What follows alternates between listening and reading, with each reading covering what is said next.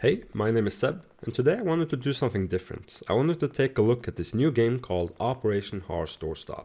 So sit back and relax while I talk about how this game wants to change the game industry. Operation Harsh Doorstop is a tactical shooter that is out now on early access on Steam. This is the game by BlueDrake42 and his team at Drakeling Labs.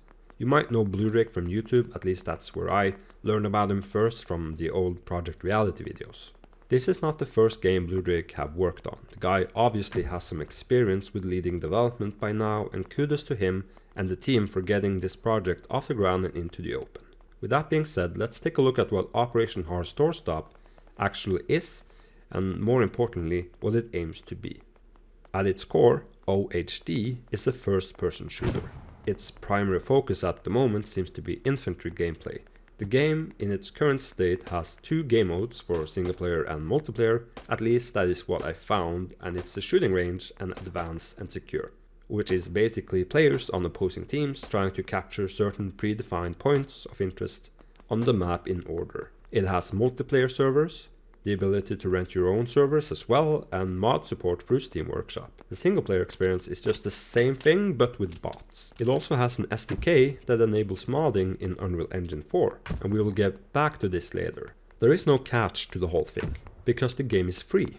The whole premise of this project is that it's free to play and it's free to mod. So can you constructively criticize a free game? Yes, you absolutely can. Being free does redeem some of the issues, and I experienced quite a few of them while I was playing, but issues are still worth talking about if the game is to be any better. Like for instance, the character movement and the animation needs some work, like the first person view of prone or vaulting. The grenade throwing needs some work, the soundscape could be a little bit better, and switching between items with the controls feels a bit sluggish. There are many small things that can be improved, but I'm not worried about that, because over time these things will be addressed. What I'm more interested in is talking about how this game is supposed to change the game industry. How is this tactical shooter gonna change the game industry as a whole? This is the narrative I see a lot of people push, especially backers of the project, the CEO himself, and notable YouTubers that cover tactical games and milsim. The answer seems to be the community. The community is supposed to pick up the toolbox that is laid out in front and make the game great, and they're doing it with the power of a source development kit, while the developers maintain a good foundation and support for modding. This is of course a boiled down explanation of what the overall idea seems to be, and please comment below if I'm completely in the wrong here. Creating a game with SDK access for modding using Unreal Engine 4 is nothing new, but it has not been done as far as I know on a free game.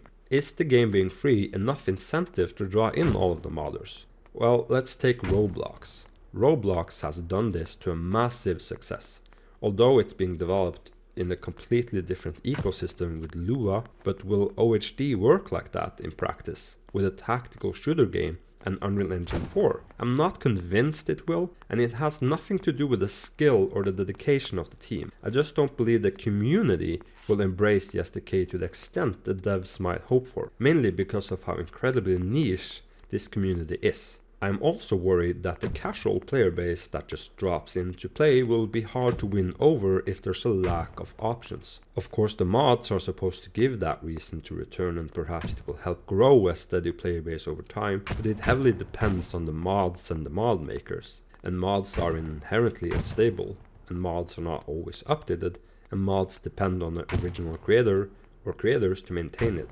This is what we see in Arma, for instance, and there are great mod teams out there that function like development studios in themselves, but there aren't many of them, and nothing is stopping them from making their own thing in Unreal Engine for free outside of an SDK. If there was enough incentive through monetization like we see in Roblox or other platforms, maybe it will draw a bigger modding crowd. Another thing that is that they're leaving features out of the game, purposely undercooking it, and this is to see how mod makers will fill the gaps and how the community reacts to that. I think that's a really interesting take, but at the same time you have to wait for that to happen. That's what I mean with undercooking.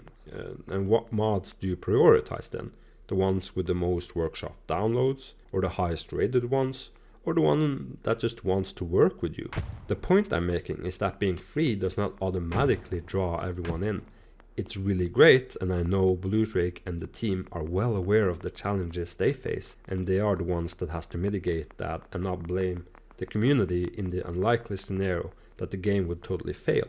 This game is being developed with very limited resources compared to big studios. It's a community-backed game, so the team receive money from Patreon backers as well as direct donations to unlock perks like early access to DLC content, or rather expansions that will be free in the future. Even with over 1,000 backers, it's not really a lot of money, so Blue Drake wants the game to be in early access for as long as it needs to, which is understandable. The main drive is supposed to be the community.